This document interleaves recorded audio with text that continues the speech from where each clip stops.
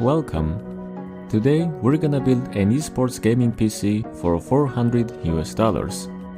Now the goal of this PC is to deliver as much FPS as possible on mostly lowish settings, which means that most of the stress will be on the CPU. Speaking of which, I went for an i5-10400F for this build. Normally, I like pairing these CPUs with a bit more powerful GPUs, so today I decided to go for a bit more CPU-oriented PC. For the motherboard, I wasn't too concerned about which one I was gonna use, because this CPU doesn't draw too much power and pretty much any motherboard on earth can run it without a problem. So I went with this H470 from Gigabyte that I was planning on using anyway. Now, it might be a bit overkill for our system, but I think it's never a bad idea to use a decent motherboard and have a bit of upgradability for the future. We'll be cooling this CPU with a Deepcool AG200, and since these CPU coolers come with their own thermal paste, we won't be needing to add any of our own. For the case, I went with Lovingcool LC-FX, which is a budget ATX gaming case that came with Forfeit's Rainbow LED fans pre-installed. I mainly went for this case because it was cheap and it had pretty much everything that I wanted, such as big enough room to manage the few cables that we have and a decent balance between the airflow and good looks. For the storage, I decided to go for a 480GB SSD from ThinGroup. Now, half a terabyte isn't much, but since we're building an esports gaming PC, this much storage will be more than enough to store the majority of the esports games. Besides, the person that we're building this PC for only plays like 2 or 3 of those games, and they said that they have an additional hard drive sitting at home, so the storage won't be a problem. We'll be powering the system with a Deepcool DE600.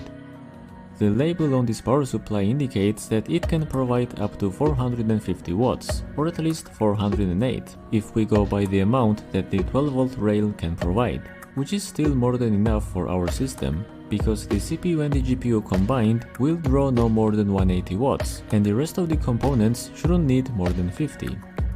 For the RAM, I went with the 16GB kit from ThinGroup. This is a budget, but at the same time a really reliable RAM kit that I've been ordering the past few years.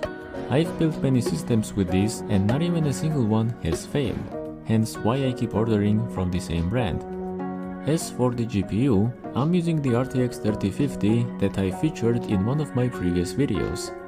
I was supposed to sell a PC with this GPU, but the buyer asked me to replace it with something else, so here we are. In total, we paid around $400 for everything combined. I personally paid in a different currency, but I'll keep everything in US dollars for the sake of simplicity. Now, we could have built a slightly more powerful PC if we went with used parts, but I always try to prioritize newer hardware, because if I'm giving the buyer 2 years of warranty, it is really difficult to promise that a used computer will work without a problem for 2 years straight.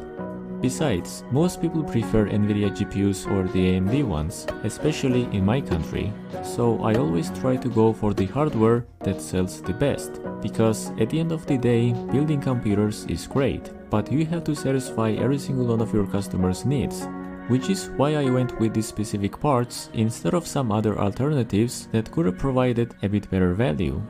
But anyhow, now that we are done building it, why don't we take it for a spin and see how it performs in-game.